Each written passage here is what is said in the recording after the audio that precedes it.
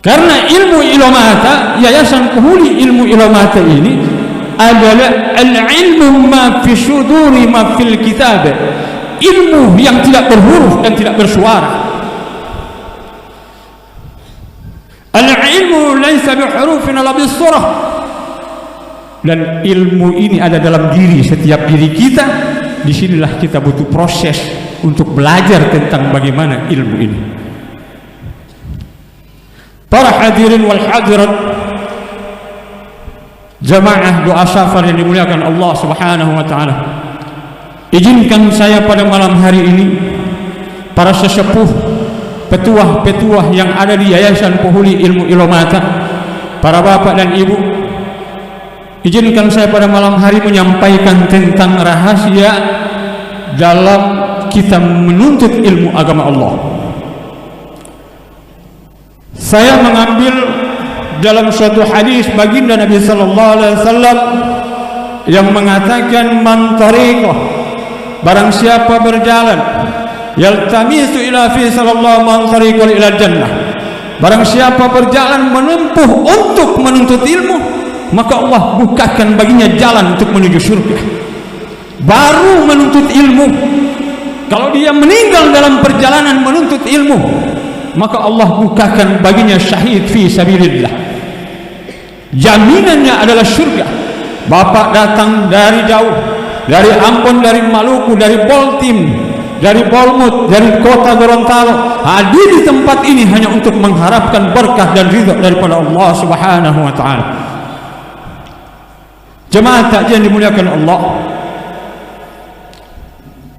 kenapa ilmu Ilomata itu adalah al-ilmu laisa bi hurufin wala bi surah, ilmu yang tidak berhuruf dan tidak bersuara.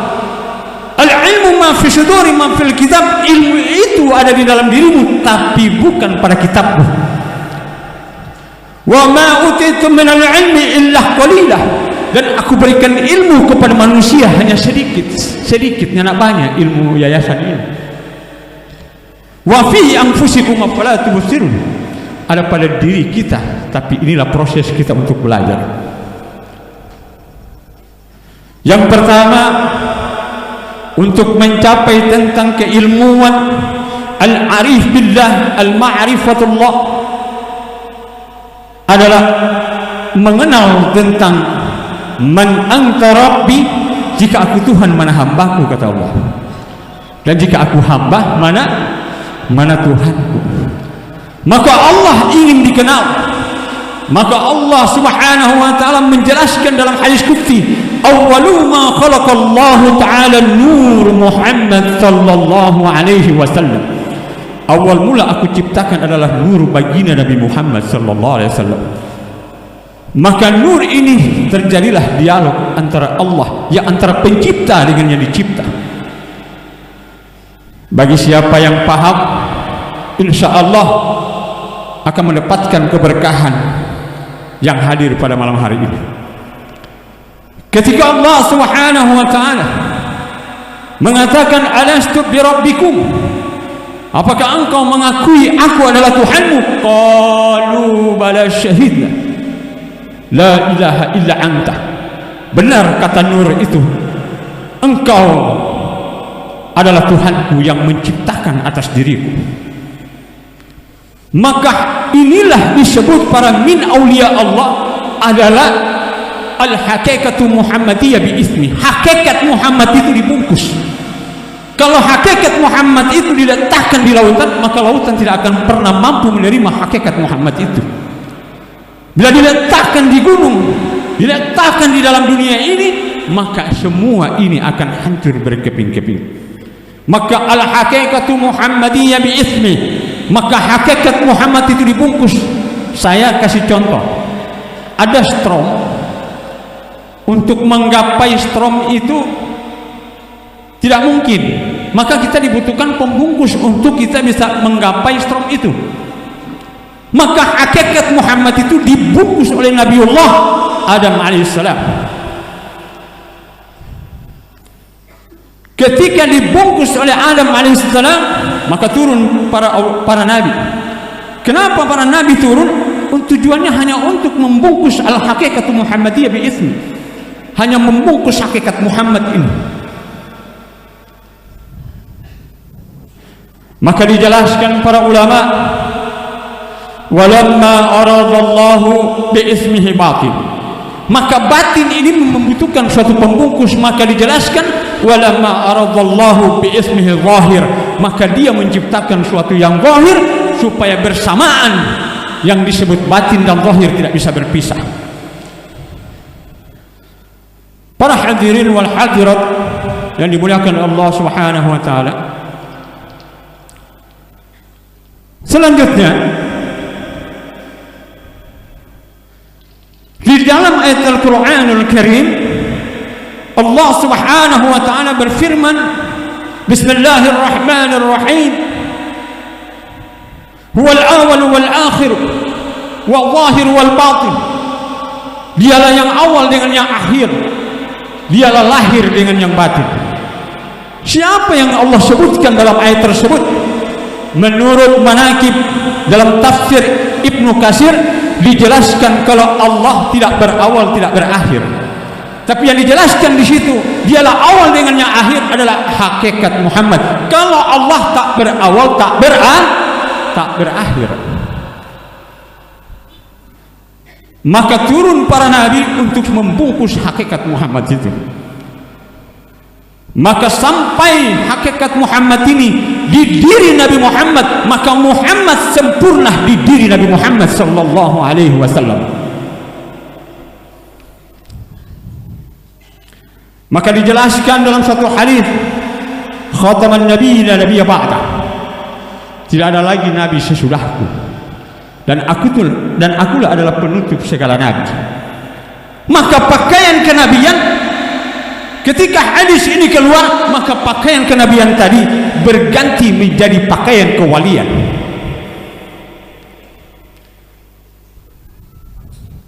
Pakaian kenabian berganti menjadi pakaian kewalian, karena di diri para wali itu tiada yang lain selain hanya untuk membungkus al-haqiqat Muhammadiyah bi'ismi, hanya untuk membungkus hakikat Muhammad itu. Qala ba'du sufiyah wa ana sufil awliya ala thalatha aqsam. Para sufi mengatakan, para aulia mengatakan bahwa arafallahu bisirrillah, mengenal Allah di dalam rahasia Allah Subhanahu wa taala. Maka pakaian kewalian, patutlah kita bersyukur pada malam hari ini. Allah telah memberikan kita karunia nikmat yang begitu besar di tengah-tengah kita dengan hadirnya sebuah mutiara di desa Ulapato ini, seorang min aulia Allah, seorang kekasih Allah. Hadirnya kita di tempat ini sebagai bukti rasa syukur kita kepada Allah Subhanahu wa taala, dengan Allah telah menghadirkan seorang kekasihnya. Kita hadir di tempat ini sebagai wujud rasa cinta kita kepada almarhum Pak Iradi dan Pak Sisaini. Alhamdulillahi Rabbil Alamin. Segala puji bagi Allah. Allah telah menjadikan kita murid daripada almarhum. Allah telah mengangkat derajat kita dengan perantara para aulia Allah Subhanahu wa taala. Maka jangan sekali-kali kita meremehkan seorang aulia Allah. Walidzalik akhfa aulia min ibadi. Bermula aulia Allah itu Allah sembunyikan di antara para hamba-hambanya. Maka watasdik hasala lahum tasdik bi'ilmihim wal ilmun bi tarakatihim wal dawqu li ahwalihim faqad nalu manan. Pada malam hari ini, kenapa saya membahas tentang kemakrifatan? Karena kita harus menjelaskan tentang para wali Allah. Kalau kita berburuk sangka kepada para wali Allah, maka sama halnya kita berburuk sangka kepada Allah. Maka terkadang orang belajar ilmu, baru dapat ilmu sedikit, ingin bahas diri. Betul tidak? Terkadang orang baru belajar 1-2 tahun, baru tahu sedikit pedoman ilmu ilomata, udah berani mendirikan diri sendiri. Betul tidak? Masya Allah, jemaah Allah, Masya Allah. Jadi orang yang belajar itu memang hukumnya wajib. Al-ilmu faridatan ala kulli muslim. Setiap muslim diwajibkan baginya untuk menuntut ilmu. Menuntut ilmu adalah hukumnya fardu ain, seperti sholat fardu ain. Tapi jangan menuntut ilmunya tidak sholat. Ini bahaya ini. Di Yayasan Penghuni Ilmu Ilomata harus puas,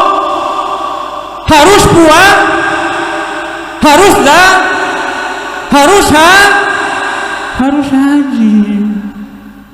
Inilah sesuai dengan pedoman dan tuntunan yang ada di dalam Yayasan Penghuni Ilmu Ilomata.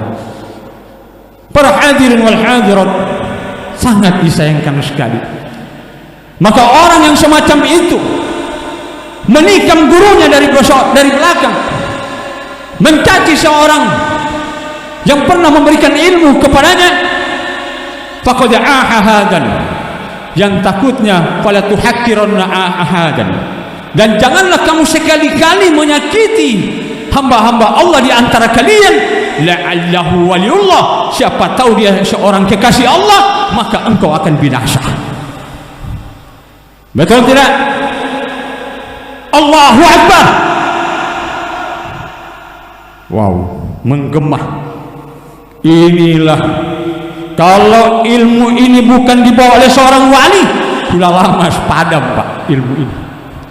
Kalau ilmu ini bukan dibawa oleh sahibul karamah, sudah berlalu ilmu ini Pak. Tapi alhamdulillah, sampai saat ini kita merasakan silsilah keilmuan bersanad sampai kepada cucu beliau, dan tidak terputus ilmu ini yang ada saat ini di tengah-tengah kita pada malam hari ini. Kalau ilmu sudah terputus silsilahnya, maka dikhawatirkan keilmuannya. Belum mampu. Saya tidak menyebutkan nama di sini. Kalau ilmu harus menjaga kesucian daripada ilmu tersebut. Al-adabul ilmu, adab itu bagian daripada ilmu. Kalau cuma berilmu, iblis lebih tinggi ilmunya, tapi tidak memiliki adab. Adab kepada guru. Terkadang anggota kalau nyanda Allah mau rayu kasana sadiki mau tidak mau datang, padahal dia lupa ada kewajiban anggota kepada pimpinan dan kepada pimpinan kepada orang pusat, kepada keturunan cucu almarhum. Itu harus kita tunaikan. Ma'asyiral muslimin rahimakumullah, saya ingin melanjutkan. Dijelaskan bahwa para aulia ini hasal lahum at-tasdiq bi'ilmihim wal 'ilmu bi tarakatihim wal dhawq li ahwalihim faqad fada al-manan. Yang pertama untuk belajar kepada seorang aulia Allah adalah membenarkan apa yang diucapkan para kekasih Allah. Jadi kalau kata almarhum Pak Lirani dengan Pak Susaidu mengatakan siapa yang berpedoman kepada yayasan pasti dia akan selamat, maka dia membenarkan wa tasdik namanya, membenarkan. Kalau meremehkan seorang aulia Allah sama halnya meremehkan Allah. Maka apa yang disampaikan oleh Al-Mukarram, contoh kita kembali kepada pedoman yang ada dalam yayasan, motuliru banari percaya. Kalau kita melakukan amal itu, kita kasih pas patoran pendiri, insya Allah orang selamat dunia dan akhirat. Mau ingin selamat, kasih pas itu ya DP pedoman. Jangan cuma mau masuk di dalam yayasan tapi jauh daripada akhlak. saling menjatuh-jatuhkan, saling menggibah, mengunting, saling menjatuhkan satu sama lain. Makanya lahir dalam pedoman Yayasan Pohuri Ilmu Ilomata, teguhkan iman dari segala rintangan, sebagaimana yang telah diuraikan Al-Mukarram Pak Ustadz Syarif Katili tadi. Luar biasa Al-Mukarram Pak Ustadz Syarif Katili, wawasan beliau sungguh luar biasa. Kalau kita kembali kepada pedoman Yayasan Pohuri Ilmu Ilomata, maka di situ ada 4. Wassalasa arba'ati aqsam, ada 4. Yang pertama, teguhkan iman dari segala rintangan. Orang kalau belajar ilmu, kalau tidak kuat iman, iman kerupuk itu namanya.